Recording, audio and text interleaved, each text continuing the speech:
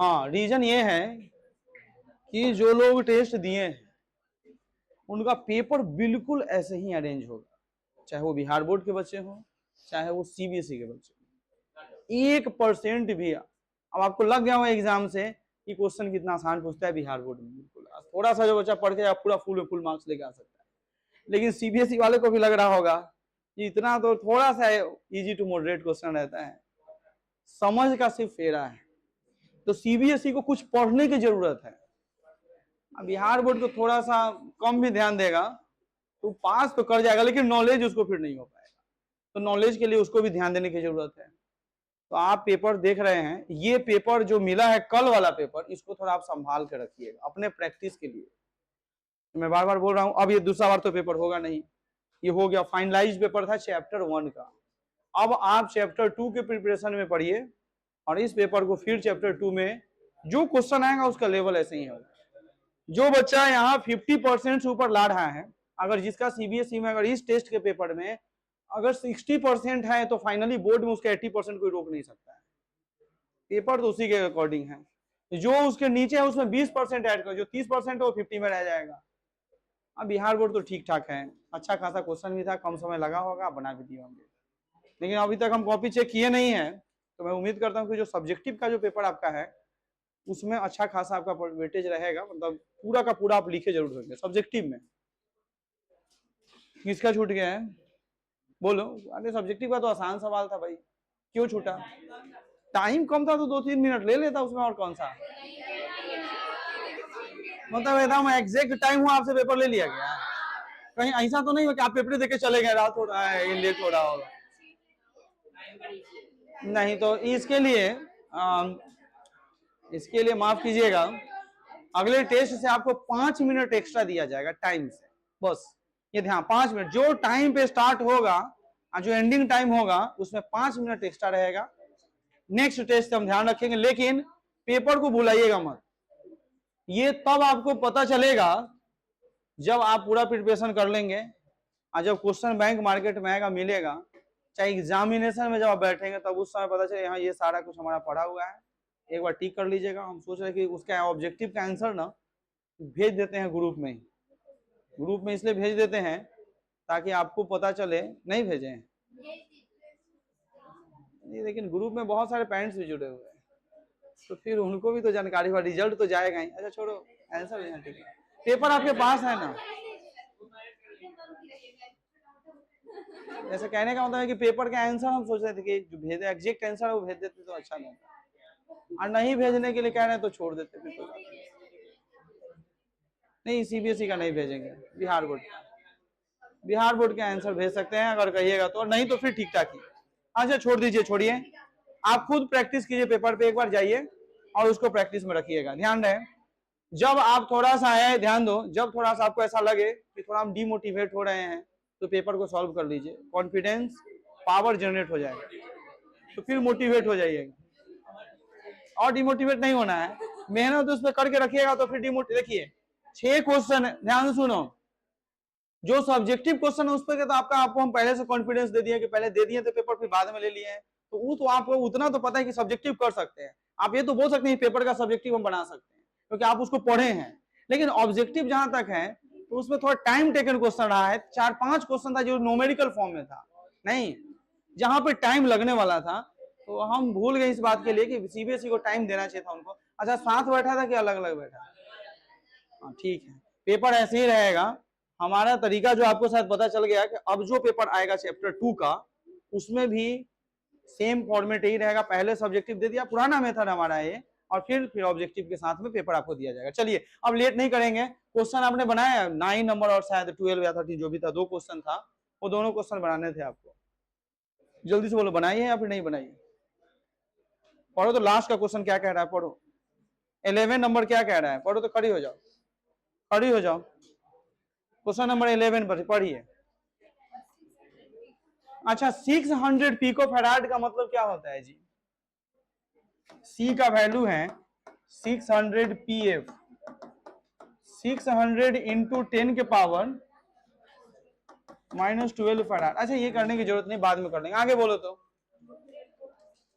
हाँ 200 volt, 200 volt की battery से कनेक्टेड है। आगे बोलिए।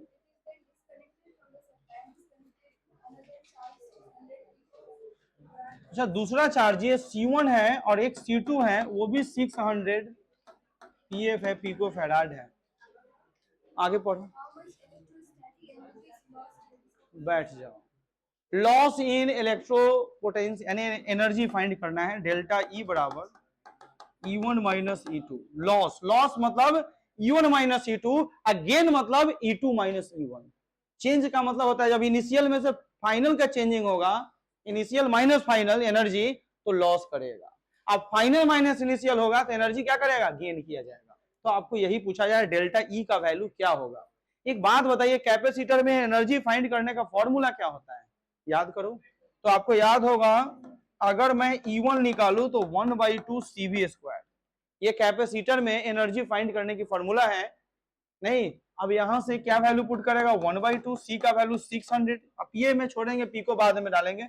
वी का वैल्यू कितना है, 2, यानी 200 का स्क्वायर करो, ये कितना वैल्यू आएगा मुझे बता दो।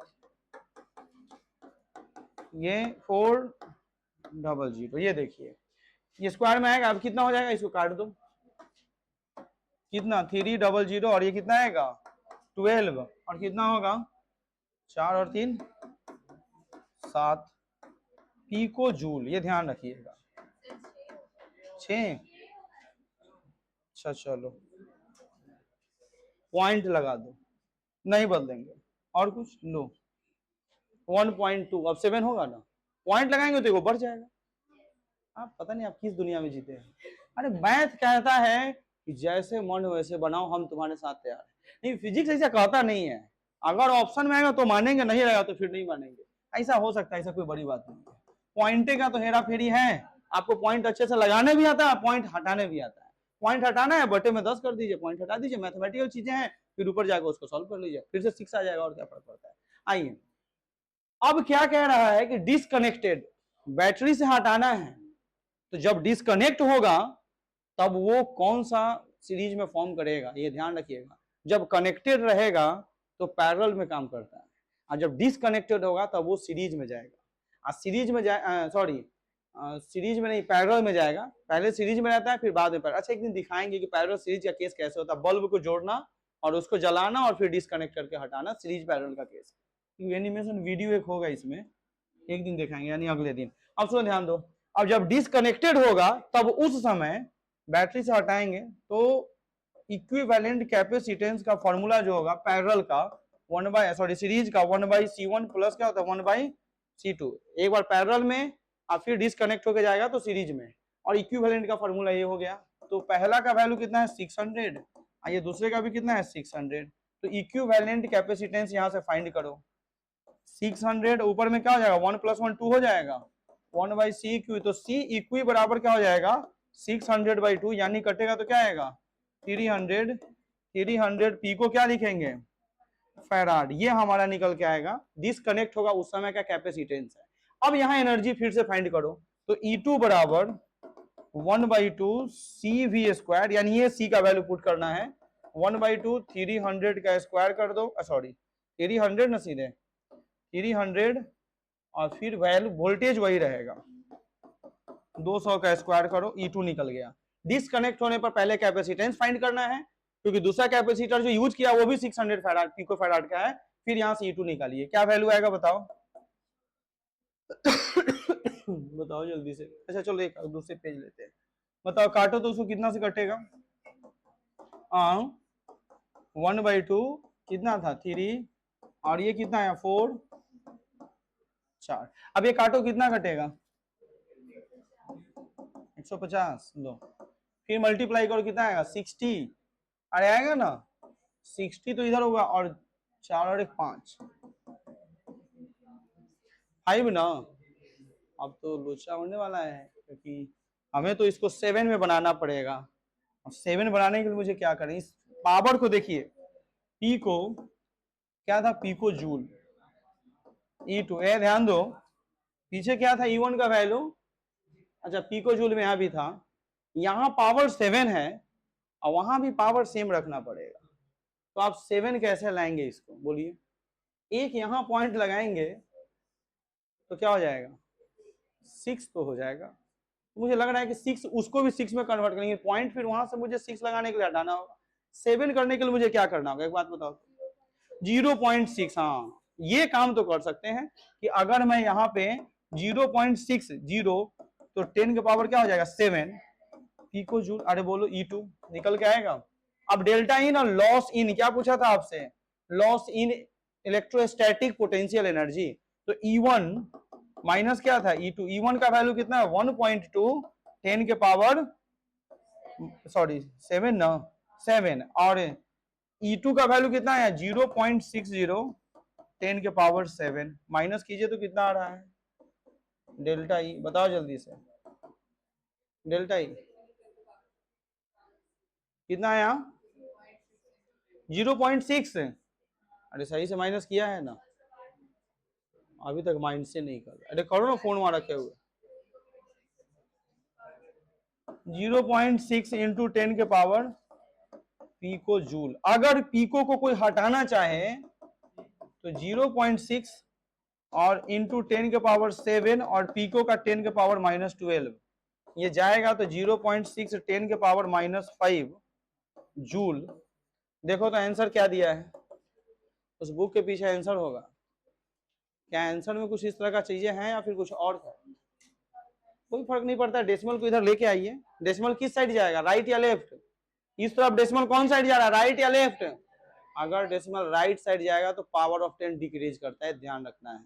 और लेफ्ट साइड जाएगा डेसिमल, जितना डिजिट जाएगा लेफ्ट साइड पावर ऑफ 10 क्या करेगा इंक्रीज। तो राइट जब आएगा एक डिजिट बाद डेसिमल आएगा तो यहाँ डिक्रीज कर जाएगा, यानी पहले से तो -5 है, -1 और इसमें ऐड होगा तो -6, यानी 6 इंटू 10 के पावर -6 जूल। देखो तो ये आंसर है क्या, कोई बात नहीं है, तो डेसिमल का ही तो है, उठा पटक इधर उधर करते रहिए, चलते रहेगा। एक काम कीजिए, इसको लिख लीजिए, ये लिख लीजिए, लिखिए लिखिए बाबू, लिखो जल्दी से।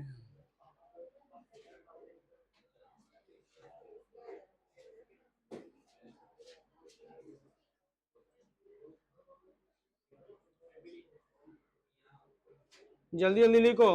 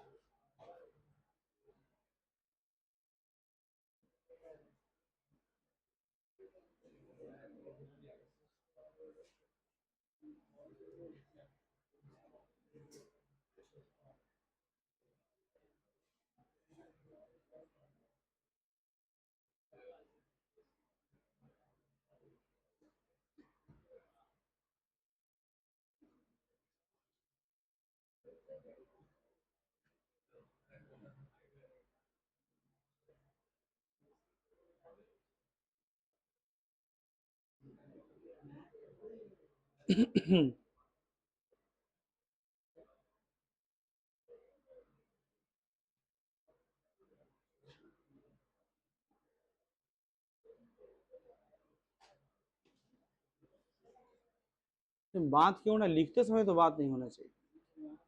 अच्छा ऐसा लग रहा है कि तुम लोगों में से कोई ऐसा बात कर रहा है जिसको पता नहीं चल रहा है कि कौन बोल रहा है, सब मुझे पता चल रहा है कि बातें कौन कर रहा है। अच्छा चलो लिखो, लिखो बेटा, जल्दी जल्दी लिखो।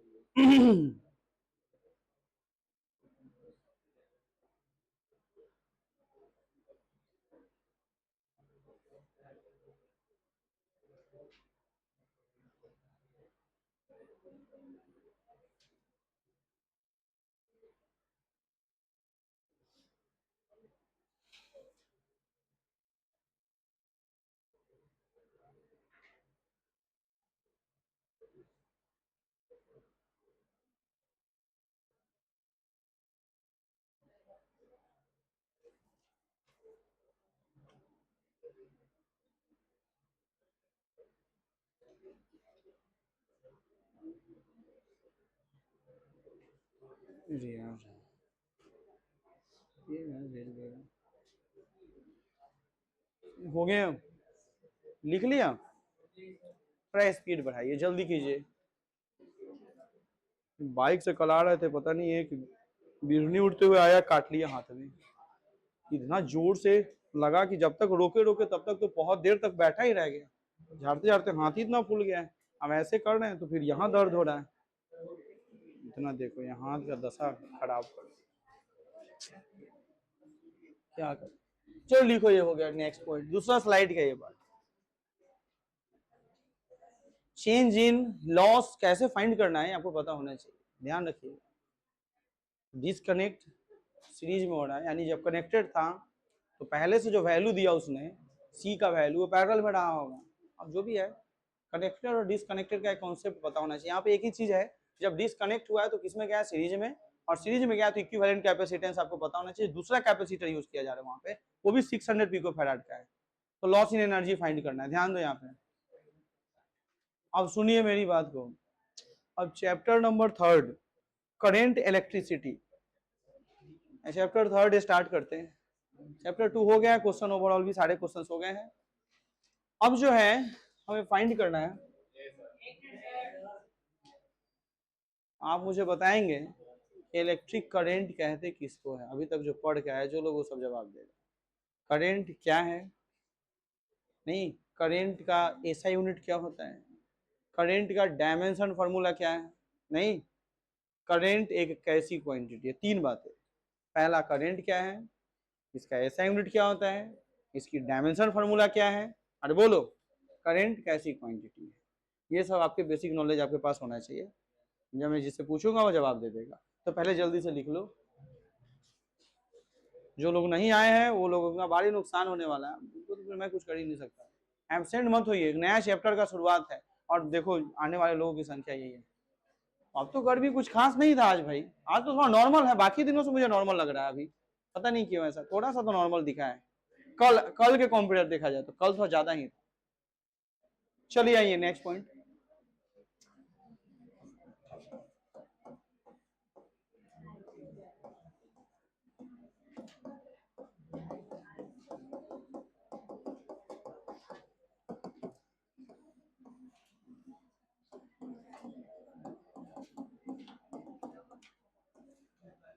चैप्टर 3 नाम है करेंट इलेक्ट्रिसिटी।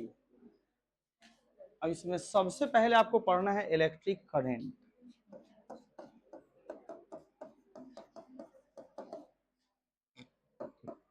बोलिए, इलेक्ट्रिक करंट। देश जो है आपत्तिजनक स्थिति में है, चढ़ने के लिए पेट्रोल नहीं है, खाने के लिए पैसा नहीं है, और नेता सबको टॉफी बांटने के लिए खूब पैसा है, अब पोस्ट भी करता है। सॉरी, तो रिकॉर्ड हुआ, अच्छा काट के हटा देगा, रिकॉर्ड हो रहा है। सोचिए कि कहां से पैसा आएगा। तेल 4 रुपए 5 रुपए महंगाई हो गया पेट्रोल पे, ट्रांसपोर्टेशन महंगा हो रहा है, सारा खाने का सामान महंगा होने जा रहा है। जो चीज बढ़ जाता है वो घटता है जी, कभी नहीं घटता है। समोसा 10 रुपए से 15 रुपए हुआ तो क्या हो गया, जिस दिन 200 रुपए भी अगर सिलेंडर हो जाएगा ना तो भी समोसा वाला बोलेगा 15 रुपए। मेहनत बढ़ गया, जो हाई हेवी कॉस्ट लेता है, लेबर मिस्त्री ज्यादा पैसा लेता है, उसको बनाने में बहुत मेहनत है, खाक मेहनत है। वैसे समोसा पहले बनता जैसे अभी बन रहा है, सोचिए वो बेवकूफ बनाने लगेगा। बिहार में तो और सब मूर्ख बनता है तो इतनी आके बनता है। इलेक्ट्रिक करंट किसे कहते हैं, छोड़िए, आप भी ध्यान दीजिए यहाँ पे। कौन बताएगा मुझे, अब मैं पूछना शुरू करता हूँ, एक एक करके जवाब दीजिएगा। खड़े हो जाओ पीछे से, हाँ आप खड़े हो जाइए। बताइए इलेक्ट्रिक करंट का फॉर्मूला क्या है, बोलो। क्लास 10th पढ़ी है, फ्लाइंग थी, फ्लाइंग मतलब हवा में उड़ रही है। जल्दी जल्दी बताओ। अभी देखो, खड़े हो जाओ सबसे कोने में, बहुत बात कर रहा है, खड़े हो जाओ। नहीं नहीं घड़ी नहीं दे, खड़े हो जाओ। बताओ करंट का फॉर्मूला बताओ। हाँ, अच्छा ये बता, किसको किसको करंट का फॉर्मूला पता है, थोड़ा हाथ खड़े करो। तुम दोनों सोचो, तुम ही दोनों ऐसा विद्यार्थी खड़ा है जो नहीं आता, बाकी सबको आता है। इसका मतलब है कि तुम दोनों से पहले बाकी लोग इसका फॉर्मूला का खोज कर लिया, जिसको नहीं पता। अरे ऐसा हो ही नहीं सकता है, इस दोनों को खड़ा किया, इसका अलावा सबको पता है, इसका मतलब है कि खोज कर चुका है। अगर बाकियों को खड़ा करती दोनों को बैठा तो थोड़ा देर बाद इन लोग को भी हाथ ऊपर रहता, हमको भी पता है। तुम तो कुछ बोल सकता है, थोड़ा देर शांत। अब खड़े जब हो गया है तो नहीं है बता रहा है, तो कॉन्फिडेंस तो हर तरह का मिलेगा। सिंपल फॉर्मूला पूछे हैं, जब मैं पूछूंगा ना वो भी गलत ही बताया, सही बताया। I equal to V by R कौन दिया था? तुम दिया था। हाँ, गूगल पे दिखा रहा है। ये तो ओम्स लॉ से इलेक्ट्रिक करंट का फॉर्मूला है। सुनिए ध्यान से सुना, करंट का फॉर्मूला जो होता है सिंपल फॉर्मूला, चार्ज के विद रिस्पेक्ट टू चार्ज, मतलब चार्ज के दौरान due to its charge, I is equal to होता है क्यू बाई टी। सब लोग को पता है सिंपल करंट का फॉर्मूला, डेफिनेशन के अकॉर्डिंग देखा जाए तो I is equal to Q by T.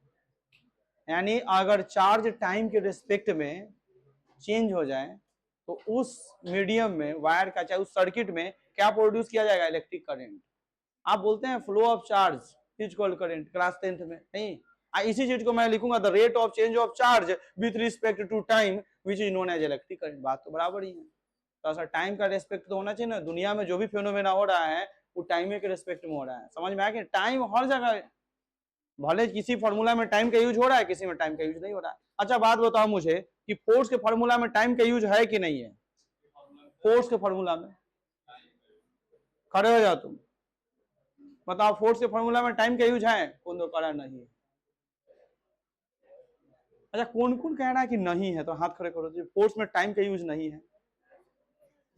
है वाला में तो सब खड़ा करेगा। सिंपल फोर्स पूछे हैं, फोर्स, फोर्स का फॉर्मूला क्या होता है? F बराबर F is equal to M A. और आपको पता है कि एक्सप्रेशन का फॉर्मूला वेलोसिटी बाई टाइम होता है, ए बराबर वी बाई टी। तो बच्चा एफ बराबर एम वी बाई टी। हम पूछे फोर्स का फॉर्मूला क्या होता है, कोई लड़का बोले एम वी बाई टी। आप भी बोल सकते हैं एम वी बाई टी। समझने वाला का फेरा है, जो समझ नहीं आया वी क्या है टी क्या है। अब वो पूछेगा अरे ए बराबर एम ए ना होता है, तो तुम बोलो ए बराबर एम वी बाई टी भी होता है। खोजो, गूगल पर खोजो, एक स्टेप आप आगे रहिए। एआई के जमाना आ गया है, तुरंत कुछ को कुछ टिपिएगा पता चलते जाएगा। नहीं, क्योंकि v by T velocity by time acceleration होता है। तब उसको समझाइए कि v by T velocity by time acceleration है, इसलिए a बराबर m होता है। रट क्या गया है बराबर m, हमेशा m बोलेगा, हम बोलेंगे mv बाई टी और कुछ। नहीं मानना तो मत मानो। अब मुझे और एक स्टेप चलना होगा ना, तो हम इसको क्या कहेंगे पता है? मोमेंटम बटा टाइम। और कुछ, a बराबर m नहीं, मोमेंटम बाई टाइम, और कुछ। क्यों? क्योंकि एम भी क्या है? मोमेंटम का फॉर्मूला है। इसके आगे चल रहे हैं, इसके भी आगे तो हम पहुंच ही सकते हैं, लेकिन तुम लोग वहां नहीं पहुंच सकता।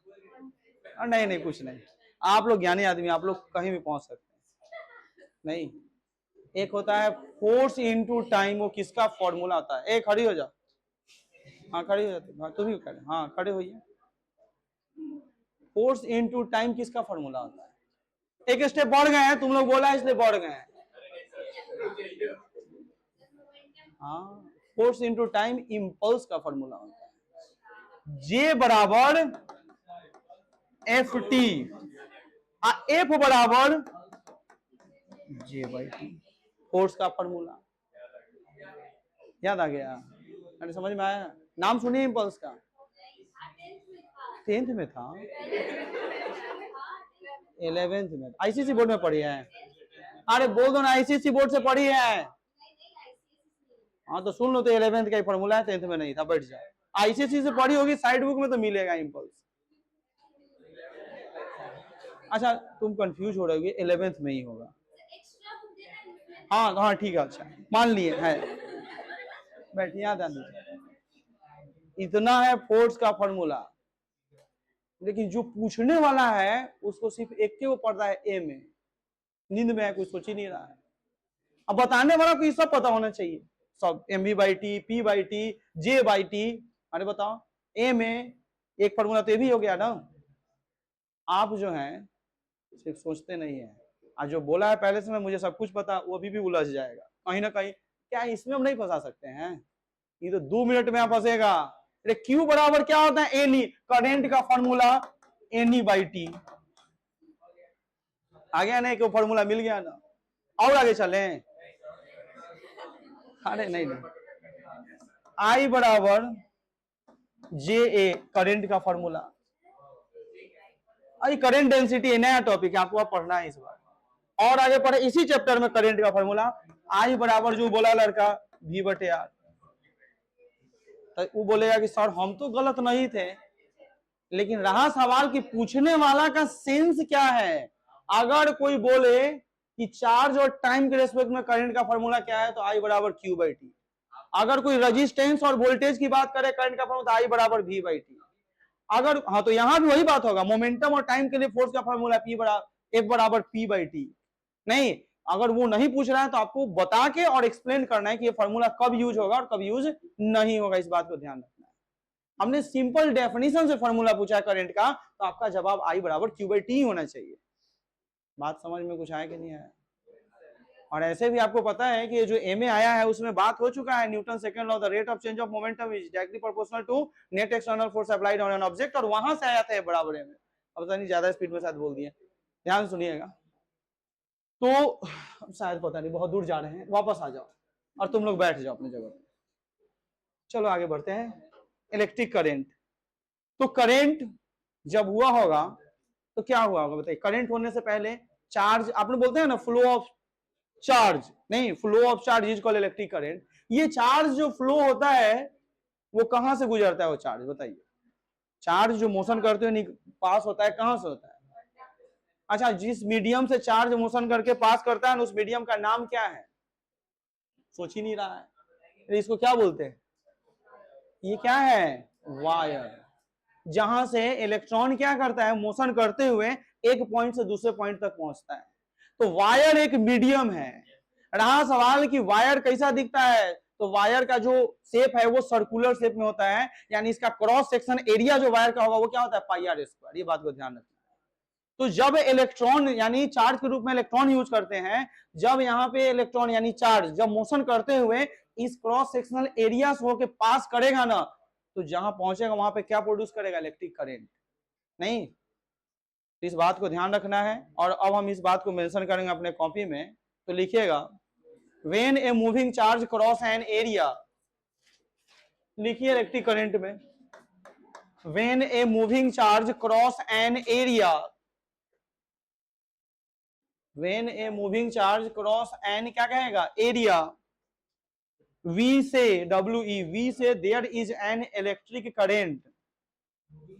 When a moving charge cross an area, cross an an area, VWE, V से SY से there is an electric current, V से there is an electric current through the area, V से there is an electric current through the area, V से there is an electric current through the area. लिख लिया? Is called electric current. अच्छा सुन लो, यहाँ पे लिखने का जरूरत तो है नहीं इज कॉल्ड, लेकिन लिख दो इज कॉल्ड इलेक्ट्रिक करंट। चलो तुम बच्चे ही हो तो लिखते रहो। अब ध्यान से सुनिएगा, पैराग्राफ चेंज करके लिखिएगा। अच्छा एक बात बताओ, मैं पूछना चाह रहा हूं कि जो इलेक्ट्रॉन है, एक बात बताइए, ये देखिए, ये मान लीजिए वायर है, एरिया ए है, और ये सब इलेक्ट्रॉन है, ये सब इलेक्ट्रॉन है। तो जो इलेक्ट्रॉन का जो स्पीड है, मोशन करके जाएगा तो स्पीड होगा ना कुछ। अरे 10 मीटर पर सेकंड, 5 मीटर पर सेकंड, 2 मीटर पर सेकंड, यानी कुछ ना कुछ स्पीड से सारा इलेक्ट्रॉन जो है यहां से पास करने वाला है। जितना भी इलेक्ट्रॉन है यहां से इस एरिया से गुजरेगा और यहां पर क्या शो हो जाएगा? करंट। छुइएगा झटका लगेगा, क्योंकि इलेक्ट्रॉन आगे की तरफ बढ़ते जा रहा है, और एक दो नहीं बहुत सारा इलेक्ट्रॉन है, कंटिन्यूअसली मोशन में है वो इलेक्ट्रॉन, सारे इलेक्ट्रॉन। नहीं, कहां से पास करेगा? वायर के जहां से होकर पास करेगा, जहां तक जाएगा उस बीच में कहीं भी छुइएगा उसका इफेक्ट आपके ऊपर दिखेगा, झटका लगेगा, करंट प्रोड्यूस हो रहा है सारे जगहों से, सारे पॉइंट से हो रहा है। एक बात मुझे बताइए कि जो इसका स्पीड है, जो वेलोसिटी है, वो कितने डिग्री का एंगल बना रहा है इस एरिया के साथ में, बताइए। वेलोसिटी और एरिया एक पर्टिकुलर डायरेक्शन में है, ये ध्यान रहे कि जो वेलोसिटी होगा उस एरिया के साथ में कितने डिग्री का एंगल बनाएगा, 90 डिग्री का। यानी इसका मतलब है कि to cross an area means velocity is क्या कहेगा, परपेंडिकुलर टू द एरिया। समझ में आया कि नहीं आया?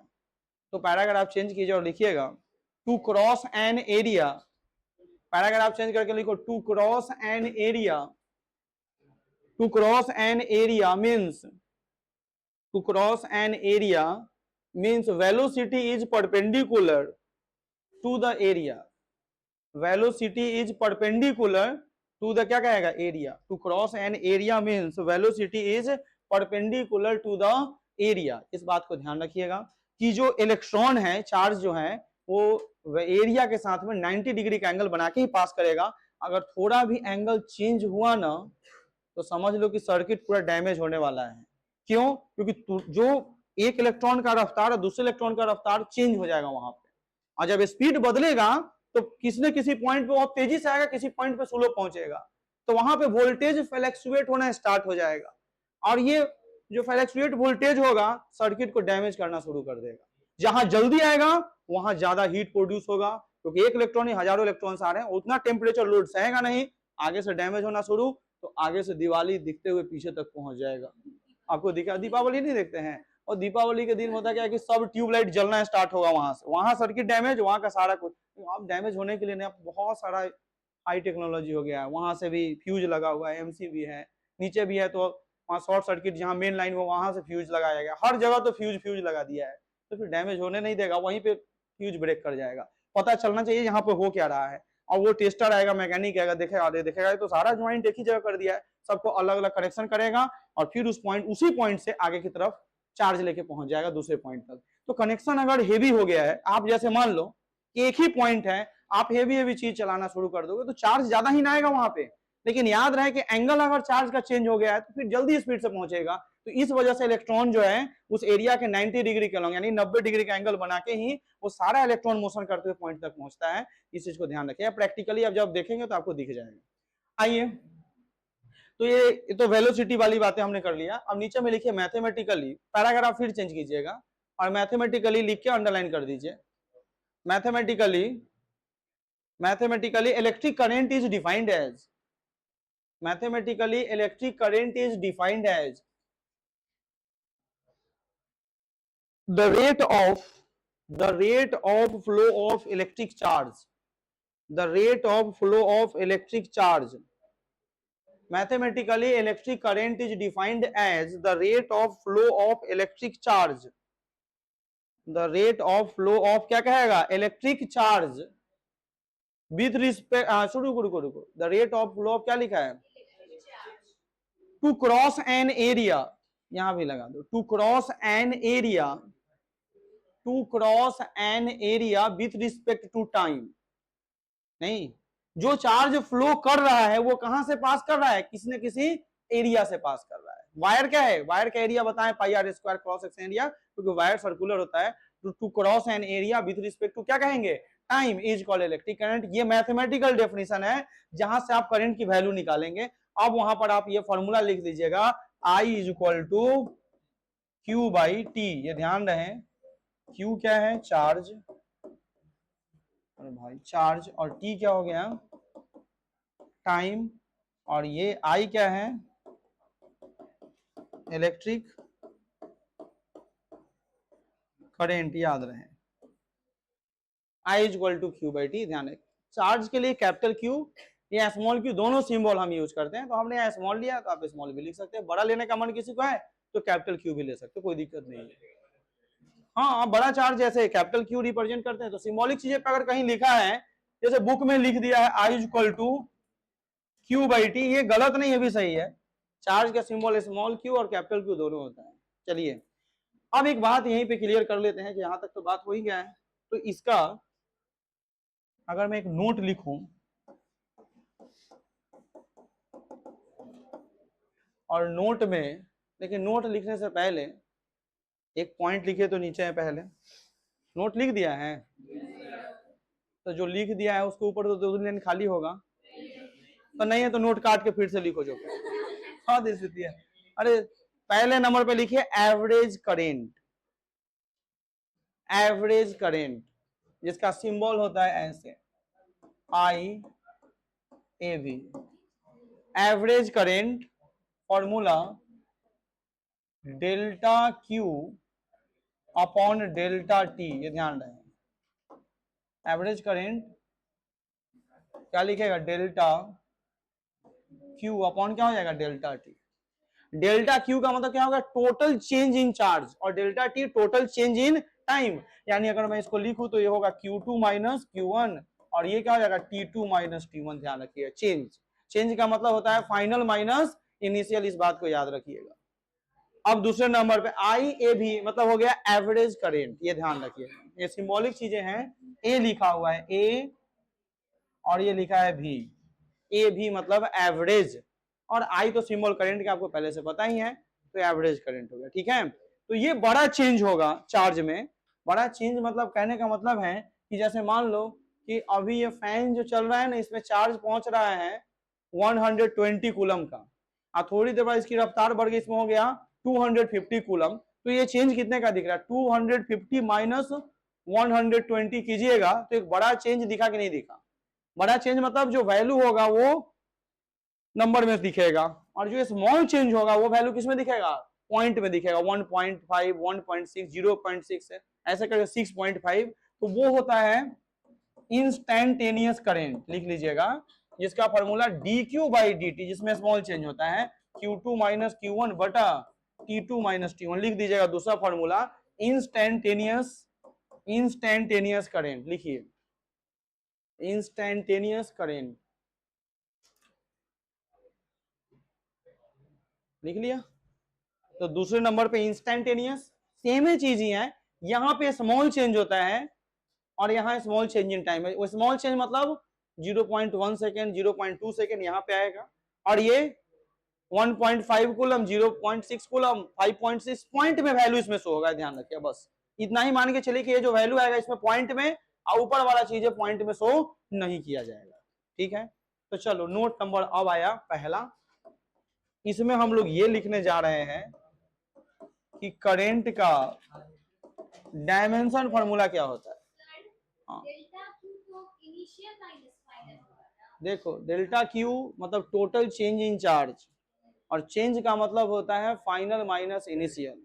अगर आप इनिशियल माइनस फाइनल लिख रहे हैं तो वहां पर डिक्रीज इन चार्ज हो जाएगा, और जहां पे आप फाइनल माइनस इनिशियल लिख रहे हैं वहां इंक्रीज इन चार्ज हो जाएगा। इस चीज को ध्यान रखना है कि चार्ज हमें यहाँ पे इंक्रीज कराना है, डिक्रीज नहीं कराना है। ठीक है, इसलिए Q2 माइनस Q1 होता है। आइए करंट का डायमेंशन फॉर्मूला की बात करें तो करंट का फॉर्मूला क्या होता है, सबको पता है, I equal to Q by T. अरे बताओ भाई, अब चार्ज का डायमेंशन क्या होता है, I T, अब बटे में टाइम के लिए क्या यूज करेंगे, T, ये T से T, तो क्या बचेगा I।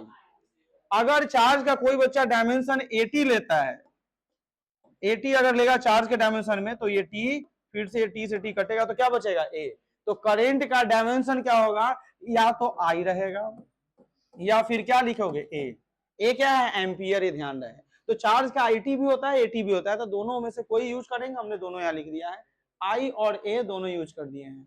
अगर मैं यूनिट की बात करूं तो यूनिट क्या हो जाएगा बताइए, चार्ज का यूनिट क्या होता है, कूलम, और टाइम का क्या होता है, सेकेंड। तो बच्चा 1 कूलम पर सेकेंड बराबर होता है 1 एम्पियर।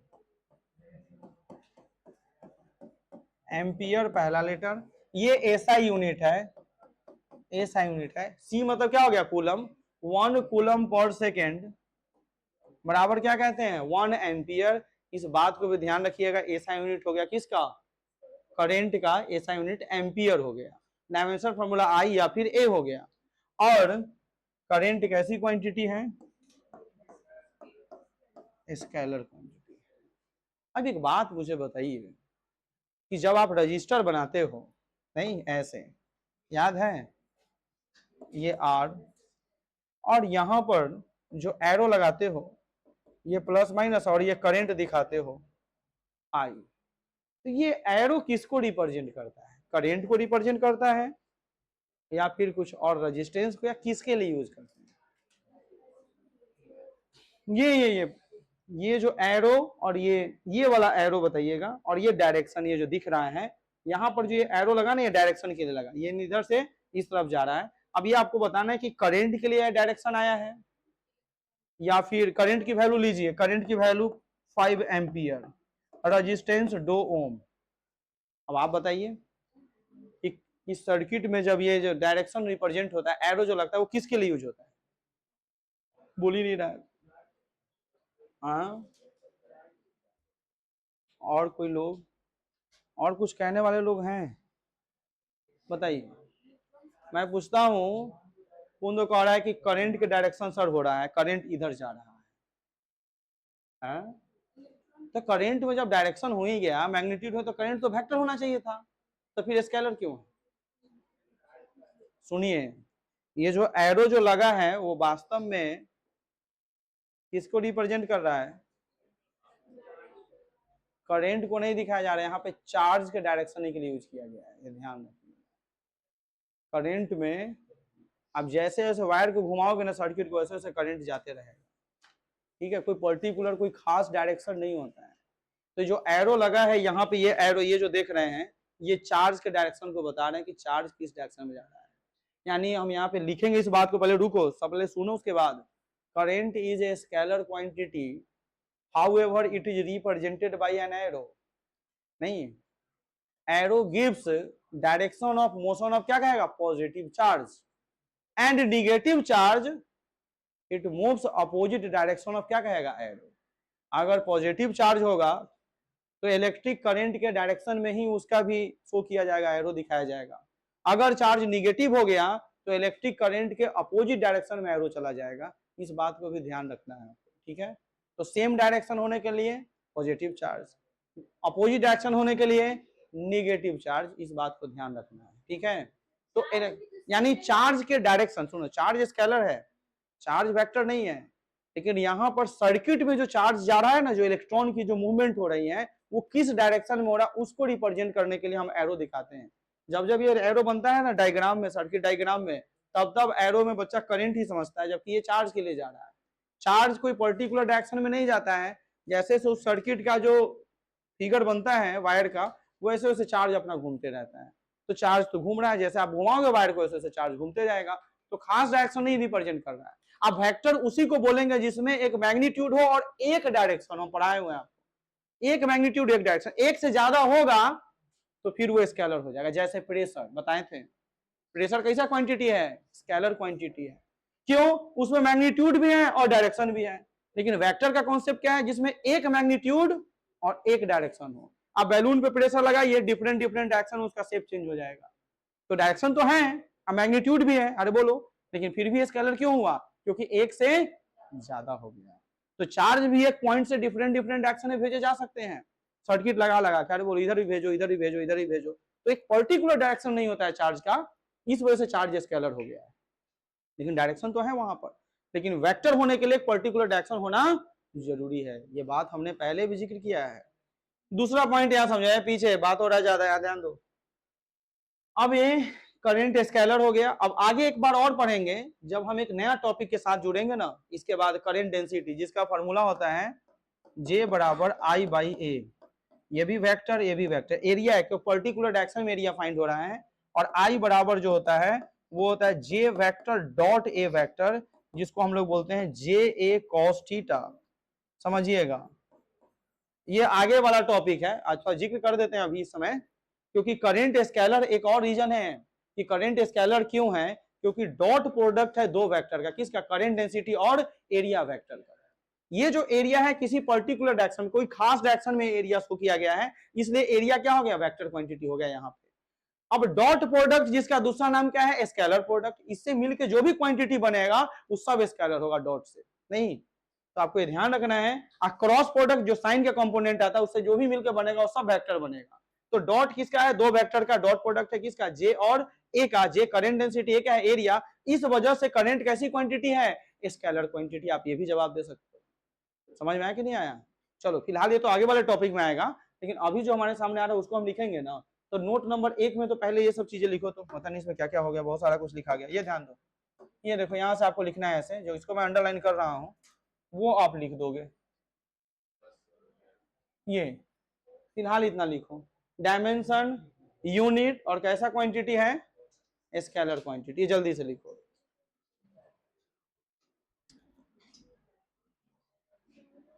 नोट नंबर 2,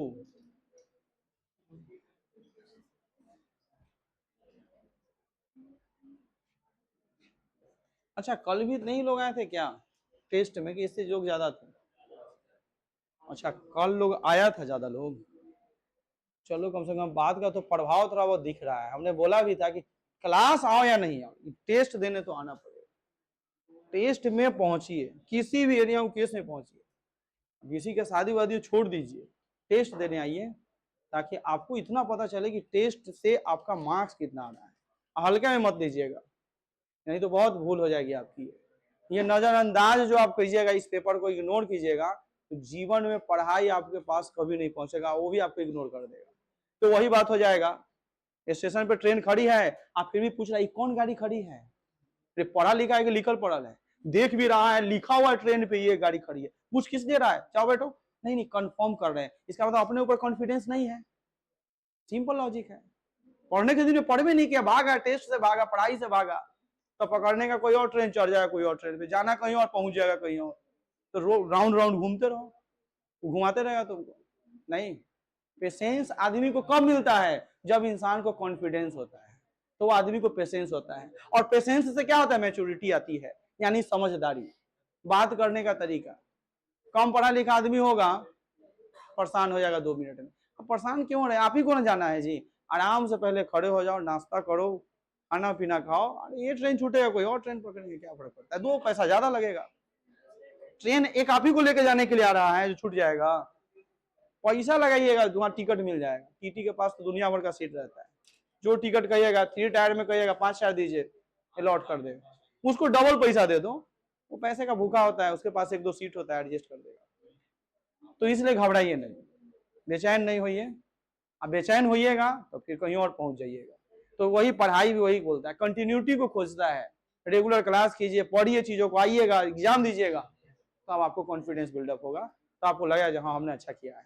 बहुत लोग ऐसा गिफ्ट के चलते कोई टेस्ट नहीं ना दे रहा है कि ज्यादा नंबर आएगा तो इनाम मिलेगा, पीछे वाला इनाम का एक दूसरा वाला गिफ्ट थोड़ा था अच्छा, लेकिन वो तो दिए नहीं है। लेकिन इस बार वाले दोनों बच्चों को दिया जाएगा, गर्ल्स तरफ से और बॉयज की तरफ से, जो अच्छा नंबर लेकर आएगा फिर से उसको एक गिफ्ट। ठीक है, चलिए नोट नंबर 2 लिखिए, electric charge and average current. Note number 2 में लिखो electric charge and average current.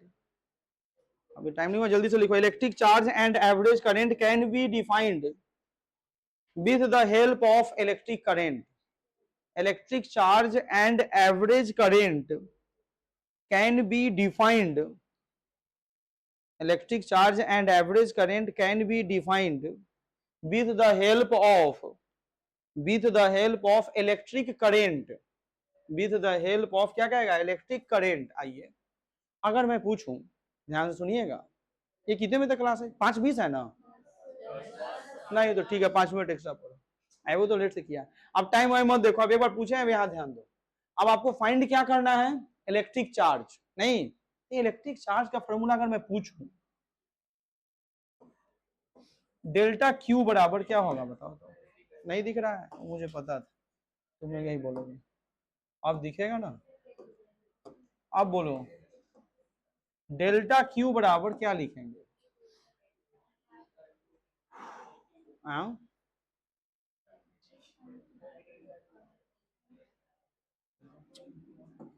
क्या मैं इसको लिखना ऐसे चाह रहा हूं, कोई मेरे साथ देने की कोशिश करेगा, किसी को कोई दिक्कत है क्या, कुंदुकड़ा की दिक्कत।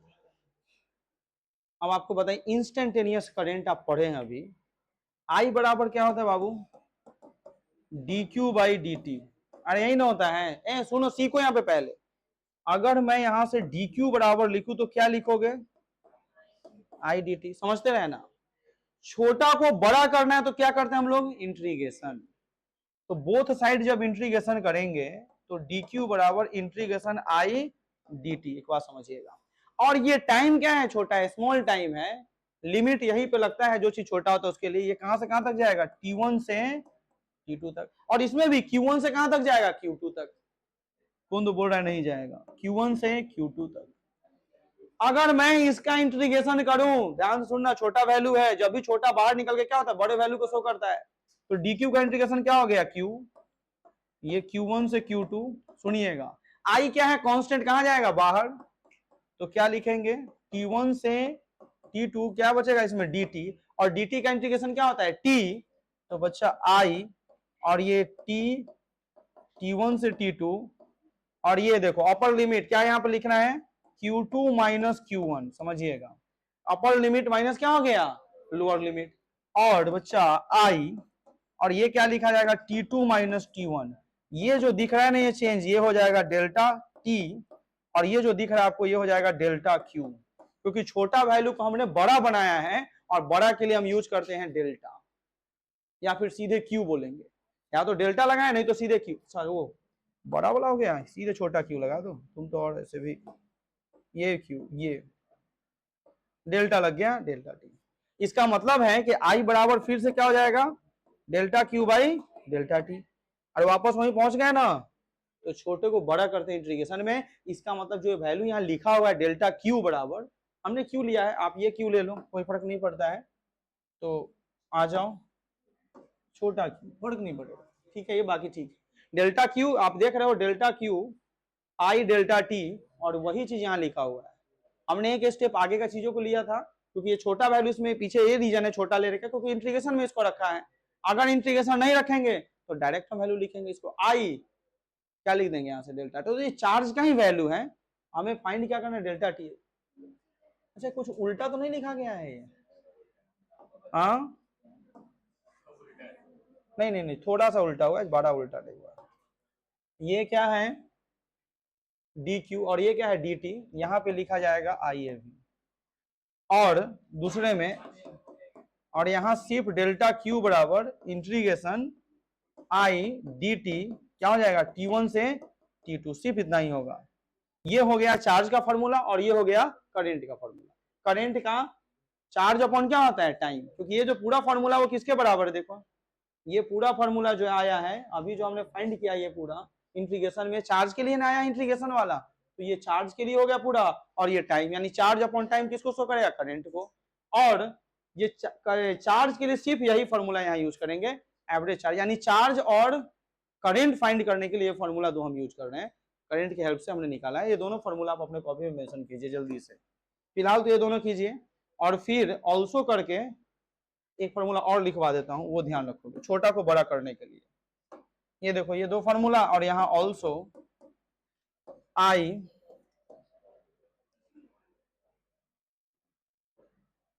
DT DQ बराबर I DT, ये ध्यान दो, DQ बराबर I DT, और छोटे को बड़ा करना है तो Q बराबर सीधे इंटीग्रेशन T1 से T2 I DT, ये आप ये नीचे में एक फॉर्मूला भी लिख लोगे, ऑल्सो करके एक ये भी फॉर्मूला, इंस्टेंटेनियस से हमने इस फॉर्मूला को फाइंड किया है, I बराबर DQ बाई DT से लाया है इसको, आप ये भूलिएगा नहीं, अब क्वेश्चन में दूंगा इस पे और आपको बनाने पड़ेंगे। ऑल्सो करके इसको भी लिख लीजिएगा, जहां पे इंटीग्रेशन पार्ट होगा छोटे को बड़ा करने के लिए इंटीग्रेट करते हैं, लिख लो जल्दी से। अब आ जाओ नोट, नोट नंबर 3, आखिरी नोट होगा इस टॉपिक का, जल्दी से लिखिएगा, तब क्वेश्चन कल करेंगे इस पे, क्वेश्चन कुछ करके, अब तो टाइम हो ही गया है तो कल क्वेश्चन करेंगे, लेकिन फिलहाल अभी नोट नंबर 3 लिखिए। तो नोट नंबर 3 ये लिख लिया, अच्छा तो लिख लो, पहले इसको लिखो उसके बाद फिर आते, पढ़ाई कीजिए, मेहनत कीजिए, मेहनत कीजिएगा, हार्ड वर्क। आपने एक फ्रेजल वर्ड सुना है क्या, labour never goes in when, कभी सुने हो, नहीं, मेहनत कभी बेकार नहीं जाता है।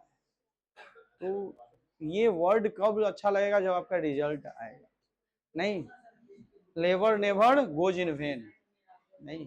और एक क्या, हमारे टीचर तो कभी हमको याद कराते, it is raining cats and dog, cats and dog में मूसलाधार बारिश कैसे हो रही है, वो तो चुपचाप याद करो, कभी कभी समझाए नहीं, इंग्लिश का तो कोई एक्सप्लेनेशन मुझे आज तक समझ में नहीं, आप पढ़ना ही छोड़ दिए, कुछ भी बोल देता है वहां पे। अरे कैट्स एंड डॉग, कैट्स मतलब कुत्ता, डॉग मतलब उल्टे बोल दिए क्या? अच्छा तो कैट्स मतलब बिल्ली और डॉग मतलब कुत्ता। अब ये इसका मीनिंग कुछ अलग कैसे आ गया? नहीं, तो वहां पर भी छोड़ दिए, पढ़ना ही छोड़ दिए, इंग्लिश इंग्लिश बेकार है। वो चीजें नहीं पढ़ो जो समझ में आए, जैसे न्यूज़पेपर है, हल्ला नहीं करो, न्यूज़पेपर कभी समझ में नहीं आता, हम नहीं पढ़ते, उसमें हमेशा उल्टे पलटी चीज लिखा रहता है, पढ़ भी नहीं करते, टाइम ही नहीं है। उसी तरह से इस फ्रेजल वर्ड का कुछ मतलब ऐसा ऐसा मीनिंग है जो ज्यादा देर तक दिमाग में रहता नहीं, क्योंकि इसका कोई एक्सप्लेनेशन नहीं है, और ना इसका कोई प्रैक्टिकल यूज होता है, ये कोई सब्जेक्ट ही नहीं है। देखिए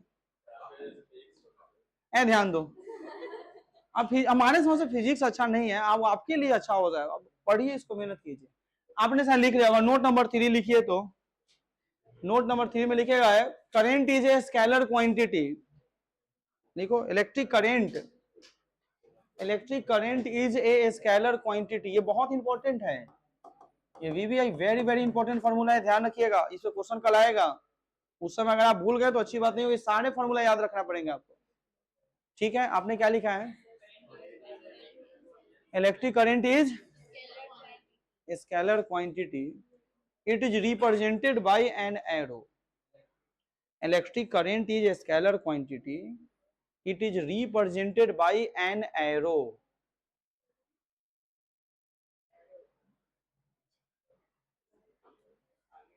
एक मिनट रुको, इसको लिखते तो बहुत स्लो चल रही है,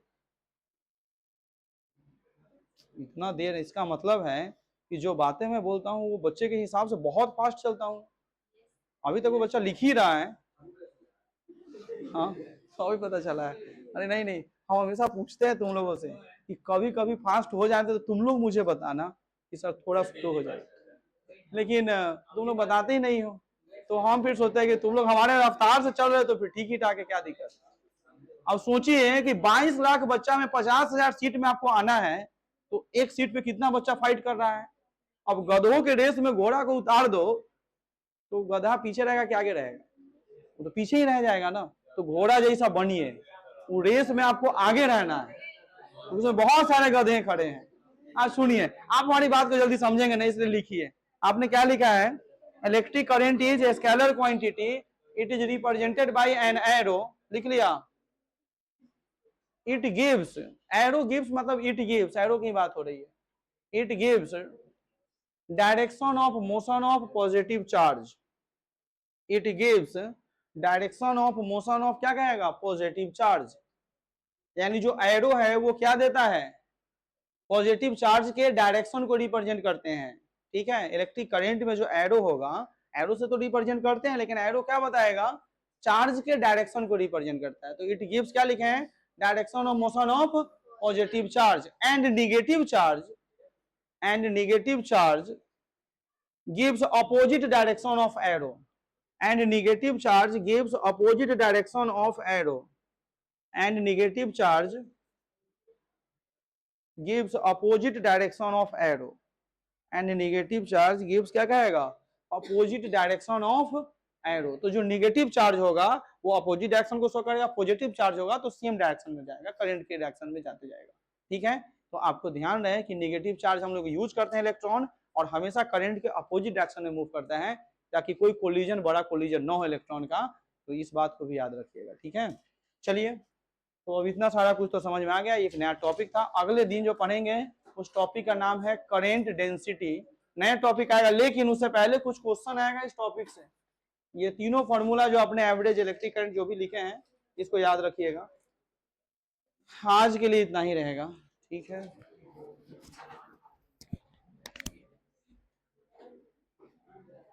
ऐसा ना हो